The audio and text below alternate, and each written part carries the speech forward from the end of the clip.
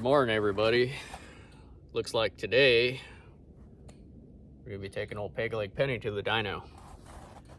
I don't suspect it's gonna make a whole lot of horsepower. It's running on pump gas. It is a fairly large motor, and then the turbo that's on it is only a billet 8096. I'm already been finding out that it has way too much back pressure, so it's gonna be fairly limiting. I'm hoping with this setup I can make at least 600 to the tire, because with that amount of power, if I get the transmission right, it'll go to like deep nines. So that's what we're doing. She's already pretty strapped down. She's on my Ford. I guess we'll head on down there.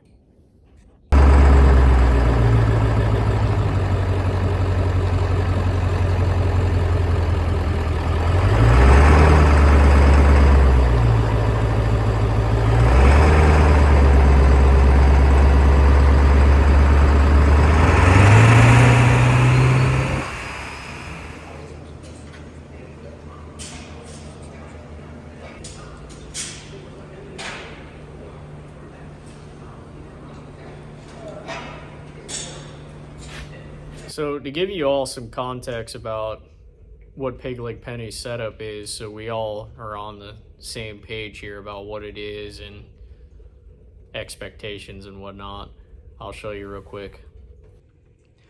So here it is in all its glory. Real pieced together, right?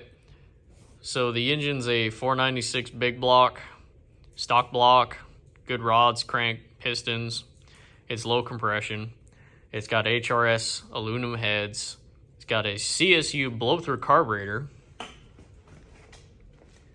And then it has a S400 frame, 80 millimeter compressor, 96 millimeter turbine. And the ignition system is basic. It is a MSD boost timing master. And then the transmission is a 4L80E converted to full manual valve body by me. And yes, that's a front drive shaft because this thing is all-wheel drive. And then it has a FTI 750 horsepower torque converter. You're gonna find out later in this video why that converter doesn't work very well. In these first dyno polls, you're gonna see a lot of videos of this dash setup. And that's mainly because this thing is so analog that there's no data logger on it. I mean, it's a boost timing master of a blow-through carburetor and a full manual transmission. There ain't no electronics in this thing other than the boost controller that's right there in the dash. And then the air fuel ratio gauge. So I use this camera on my phone to watch the gauges through the first couple polls so we can get the air fuel ratio and everything dialed in. My expectations was, well, he asked me on the dyno, what do you think it's gonna make? And I said something to the effect of 480 to just cracking 500 tire, and that was based off my time slips. Didn't seem like it was making a whole lot of horsepower when I was out there. I mean, depend on who you ask, really. So I hit it the first time, has 16 pounds of boost, 1 degree per pound of boost pulled out of the BTM, and running on 91 octane pump gas.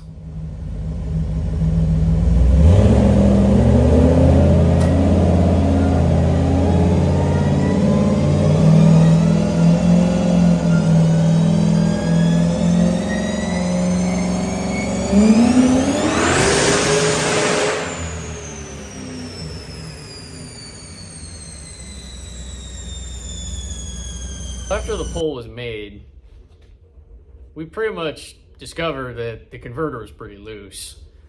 It shot up to the moon almost immediately, hit the limiter, so it's really hard to trace.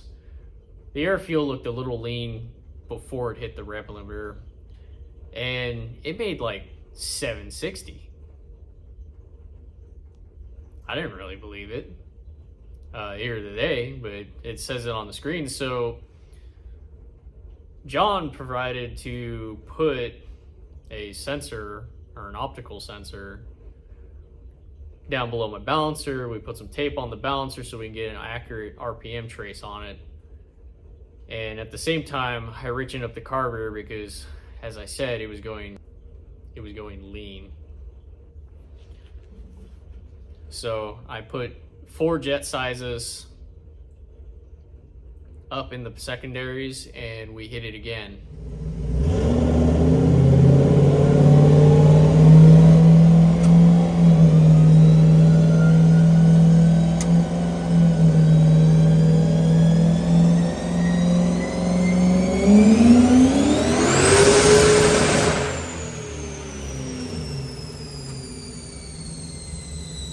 So made the second hit, it repeated the number, so it is right. It's just the converter kind of throws it off because it swings right to the limiter almost immediately. It doesn't make a whole lot of torque because, I mean, it's a big block Chevy on a boost. It's gonna make the same horsepower as torque, but for instance, this was like down 100 numbers. So 600 foot-pounds or so. So basically, after we made that pass, we just started nipping away at more fueling. I put a couple plugs in it, we pulled them out, checked to make sure they were safe, see where the timing mark was, because the BTM set the way it is, the motor is set at 35 degrees total, and it pulls 1 degree per pound of boost, so it ends up at 20, roughly. Wasn't quite sure, we didn't have the tool to test it, so we just kind of went off based off what the dyno told us, what the plug told us. It worked. So as we start turning up the boost, it starts blowing through the converter harder. It does make a little more numbers, but not much.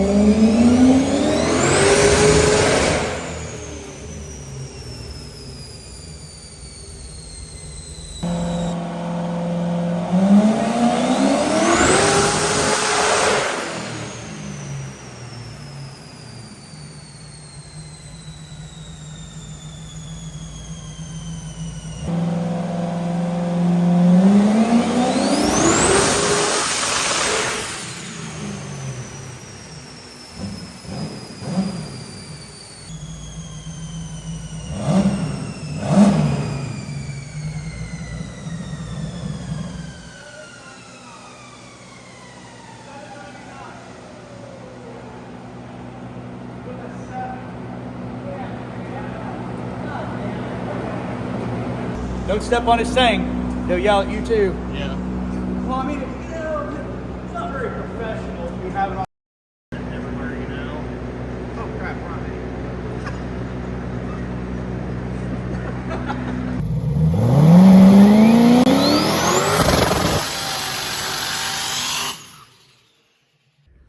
And 800 tire. We got lucky with that one. The only reason it happened is I believe the oil temperature in the transmission from the jet changed, came down enough, and I just hit it just right that the converter gave me just a little more at the end of the pole there, and we hit 800 tire. That's pretty amazing for a converter that's really pissed off, a turbo that's pretty dang maxed out just because of the back pressure that it has, and then, you know, us being at the edge of pump gas, reading the plugs. Nothing to say that I'm, nothing to be ashamed there. I mean, that is a very stout number, and man, I can run around on the street with that kind of power. And that's it, my friends. when I have some new updates with it, which we are going to be pulling the transmission out of it, of course, to put a different converter in it, one that's actually custom built for it, it's right for it. I have a new, bigger turbo for it coming.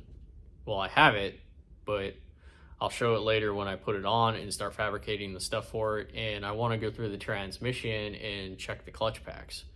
This thing is completely bone stock.